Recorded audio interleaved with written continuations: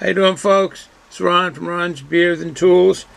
I have a beer to review today. Be showcasing what you see in front of you here. Simmer Down Summer Session. This is coming to you from Sebago Brewing Company up there in Maine, Scarborough, Maine. They have a number of brew pubs and tasting areas in different towns and cities throughout Maine. And there was too many to list. So what I'm saying, if you got an opportunity, go to their webpage, Sebago Brewing Company. Have really one of the better pages I've seen as far as a webpage on breweries. They're one of the better ones. And besides, Budweiser was good, but this was really good too. It really was a good one. So if you have a chance to go to this brewery webpage, do it. They just give all locations of all their brew pubs and their tasting rooms and so forth. But okay, back to this brewing company. This brewing company basically was started by three gentlemen up there in Sebago, Maine. The names, I'm not murdering this first name, K-A-I. I don't know how you say that. I think it's K, Brad, and Tim. Basically, they were saying they poured a first in the original Sebago Brewing Company brew pub in 1990. They first brewed their first beer at their brew pub in 1998. And they're saying, we are three guys who want to create a great place to work. We are honored to be a local Maine favorite known for our commitment to community, awesome staff that works there, and creative craft beer, and they have food. Wherever you are enjoying Sebago beer, our goal is to make sure you are having the best experience possible. That's nice. I like those words. That's nice. And that our commitment to you and our commitment to craft beer. Now drink up. There's more to come. Cheers. And that's K-A-I, Brad, and Tim. And they got together and they've got a nice brewery up there in Sebago. Like a number of nice brew pubs. And that part of Maine is nice. Now, their office, I think, is down here in Massachusetts, because I have an address for Sebago Brewing Company of 17 Collins Street, number 330, and they have a post office box there, and it's in Danvers, Massachusetts. That's up there on the Route 1 area. If you're familiar with Massachusetts, up in the northern part, Route 1 runs into Boston, and out to the western parts of the state, Route 1, northwestern parts of Massachusetts. But I mean, that's where their office is. At one time, Maine was part of Massachusetts. I don't know if you know the geography on that, but Maine was part of Massachusetts back in the 1700s. Okay, well, let's go on with the brewery. They have a talented brew staff that brews a lot of fine beers. They have a lot of nice ones and creative craft beers and so forth. And they're available all over New England. So I don't know if they go outside New England or not. They say they are available all over New England. And they're constantly working to brew consistent beers and quality beers. And they do push the boundaries for craft beers the way that I've heard about this brewery. Sebago has remained a small, locally owned and operated company since our first pint in 1998. Now, here's what I'm talking about. We have active members of each community in our brew pubs, and they serve it. In the brew pubs of Portland, Maine, Scarborough, Maine, Gorham, Maine, and Kennebunk, Maine. We continue to support local farms, fishermen, and produce vendors. Sebago Brewing Company actively supports local charities, volunteer, and fundraising events throughout the year. We are lucky to call Maine home. And they do. I'm going by what their words are on their page, and it looks like a fine bunch of fun-loving folks there that are having some fine beer. Okay, well, let's go to this beer now. Let's get down to this beer. This style here, basically, this style is an American Pale Ale. And that's how the American Beer Association is labeling this, and this is what this is. They label stuff, and that's what this is. It's a pale ale. It's 4.9% ABV with 49 international bitter units. And the original gravity in the Plato scale was 12 degrees. If you're going to brew it, they have a fantastic webpage of all the stuff that's in their brews. The hops in this here are Eldorado, Mosaic, Ahtanum. Now, I wasn't familiar with that Ahtanum, and I want to get some information on that for you. Basically, this was made in came about in Yakima, Washington area, and that's why they say a lot of the hops come from the Northwest, which is true. They've produced sponsored, and I should say the word isn't sponsored, but produced and pawned upon us many, many nice hops up there. They are constantly really coming out with a lot of hops in that western part of the country. In the Northwest, really some nice hops coming out of that area. The Ahtanum aroma is basically very citrusy and floral.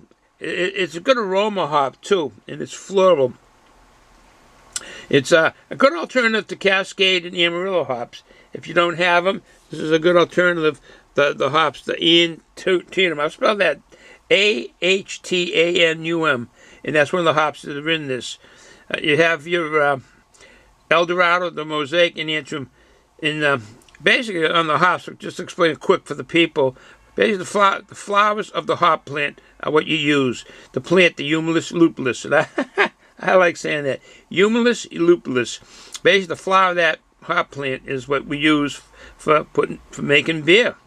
Basically, the hop plant is a herbaceous perennial. I grow hops here. I have Frugals and Cascade, and they are really they climb. These plants, they are very, very. That's the word I'm looking. Herbaceous, vigorous climber. I mean, really, the hop plant really likes to climb, and they'll go up to 30, 35 feet. Mine don't go that far, but they'll go up to 15 feet. Mine. And you get your basics from, you get aroma and some flavor, and impart some bitterness and zestiness and citric flavors all into your beers when you're using hops. You basically, like I say, getting the aroma, flavor, you're imparting some bitterness with the hops, some zestiness with the hops, citric flavors, a lot of citric flavors that come out of the hops. So and that's why they're in the beers. So, okay, let's get back to this beer. This beer here has American two-row barley in it. It's got Thomas Fawcett Pale Crystal, that's from England. Also Thomas Fawcett Caramel, that's from England. Malt in this, and you've got Best Matz, BSTMATZ Munich, Best Matz Munich, and that's from Germany. And you've got some flaked oats in this to make it smooth. When you put oats in the beer, it makes it smoother for drinking, and the creaminess kind of get out of it. The color should be, what they're saying, is a 9.1 SR on the SRM scale. So, okay, I hope I didn't talk too fast, as I'm looking forward to trying this. Let us get a glass, at least we can look at this. This has come around again. This is an old favorite, this mug here, a Schlitz, the beer that made Milwaukee famous. All right, no further ado. This has been washed off, this can.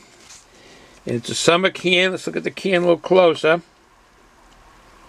Sebago Brewing Company. Brewed for times like these. Oh, man. Made in Maine. Brewed for times like these. Aromatic and refreshing. Summer in Maine is now in session. Simmer down. Simmer down, Sebago Brewing Company. Now, in the can here, it says Sebago Brewing Company, Gorham, Maine. Webpage, Scarborough. So they must have something in Gorham, Maine, or it's new that they have in Gorham, because I haven't seen anything on their webpage about Gorham. Unless they have a good brew pub there that does brew and can. So this is their can. Okay, all right, let's see what this. Let's open this up. Fine sounding brew looks like. Okay, let's get a. Yeah, get the get the camera angle just right so we can see water vapors coming out. Seeing like it's an off-white color from here on the foam. Getting some aroma, some tropical fruit already.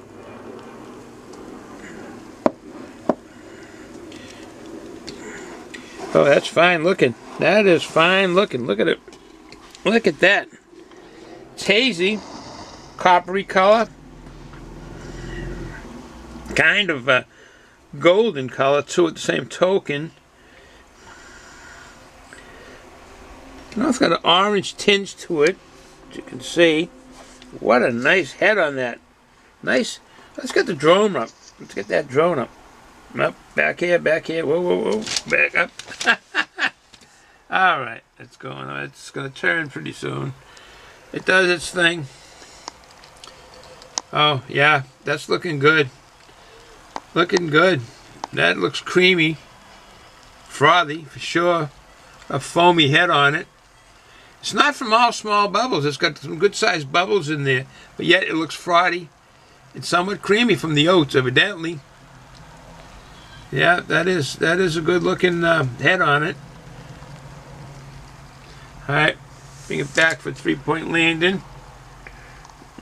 Yeah, we go back. Let's see the foam. Close up on the foam from outside. Yeah, there we go. Yeah, they're not real small bubbles, and yet we got a nice frothy, creamy look head on it. You can see the bubbles, the sizes of them. All right, bring it back. Okay, three-point landing. That's good. All right, so the pour was nice. A nice pour on this. I don't do aggressive pours to try to get a head on it. Just a nice pour on it. All right, see the aroma. Oh, nice, nice, nice, nice, nice. Nice smelling brew. Getting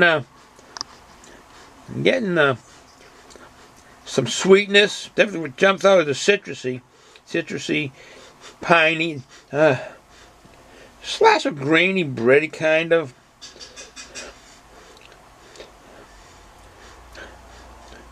Caramel, malt, citrus, that floral, oranges. I'm getting oranges.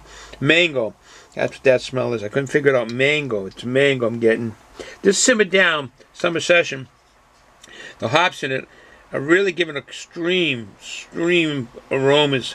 The tropical fruits, pineapple, caramel, malt there, citrusy, floral. I hope I'm touching all the base. Yeah, oranges like this color of this beer. Yeah, it's good. Good hops in this. All right, with no further ado, because I do want to give this a good swig. Bottoms up.